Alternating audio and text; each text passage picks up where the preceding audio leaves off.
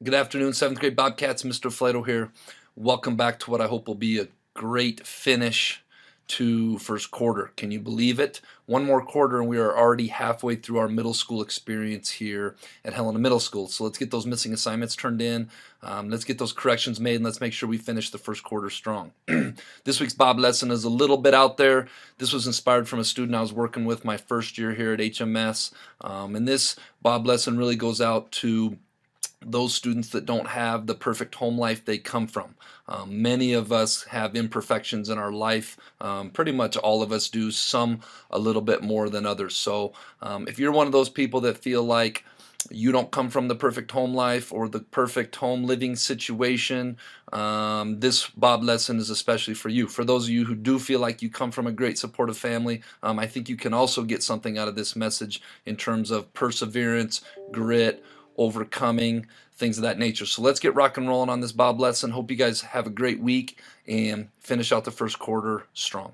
All right, this week's Bob lesson is going to be named Why I Respect Dandelions. Kind of a crazy name, I know, but stick with me and it'll all make a lot of sense here in a couple minutes. But first, let's be our best this week at HMS. Let's be Bob. Let's be safe. Let's be responsible. Let's be respectful, and we're on to a new... All right, before I get going on this, I got to give you a little background about where this idea came from. I had this idea last spring, and I have a house, and I have this big lawn where I live. And for some reason, I really take pride in my lawn. I like it looking green and plush and nice. And me and Mr. Kepler, who lives across the street from me, we have this secret unspoken competition to see whose lawn is nicer, and mine is nicer, by the way.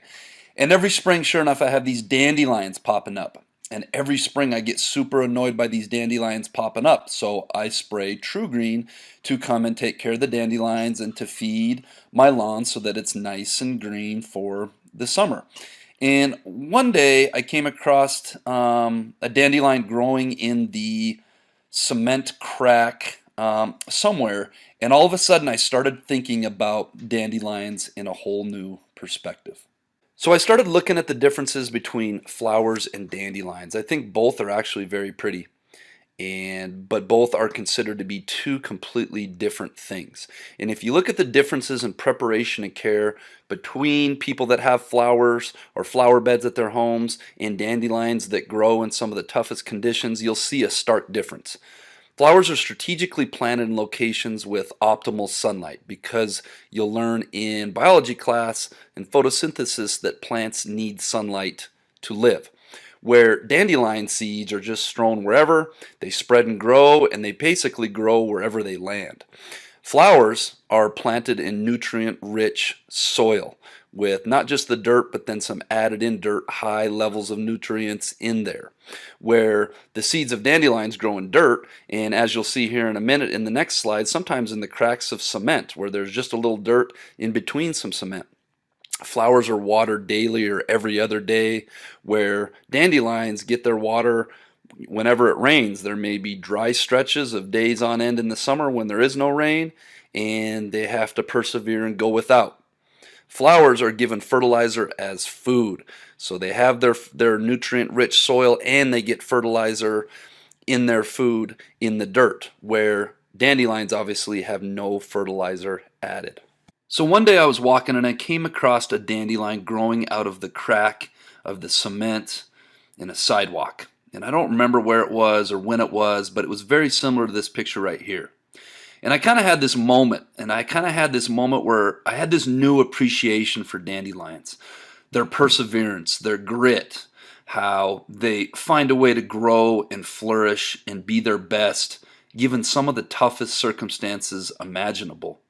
If you look at this dandelion seed and how it found its way in between this little crack of dirt, between a brick wall and a sidewalk somewhere, and how it laid down its roots, and without fertilizer and without sunlight and maybe getting stepped on, it found a way to grow and flourish and be this beautiful plant.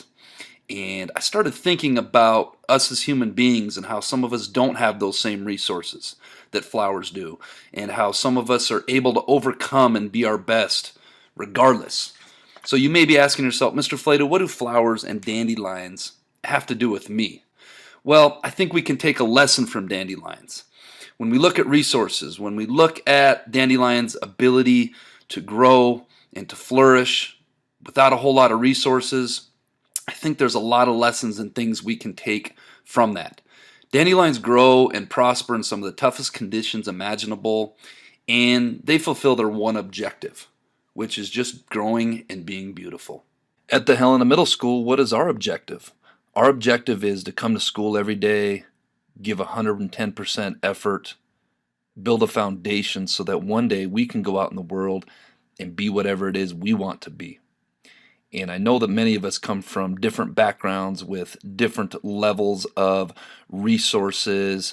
But the awesome thing about living in this country, the awesome thing about Helena Middle School, is we have so many resources here at the school that there really isn't any reason why we all shouldn't be successful. We have teachers that care about us. We have counselors that care about us, paraprofessionals, nurses, principals, cafeteria staff. You are surrounded by many adults who really care about you and your success. And whatever it is you want to be out there in life, you can be. Now, that may take persevering and getting through and showing some grit, much like the dandelion does. But if dandelions can do it, why can't we as human beings do it? So I hope you guys like this metaphor, like this comparison. I hope that inspires some of you to be whatever it is you want to be in life. My interview with Governor Bullock last year, he said education is the great equalizer. And I know a lot of our teachers believe that same thing. Through education, you can equip and empower yourself with knowledge.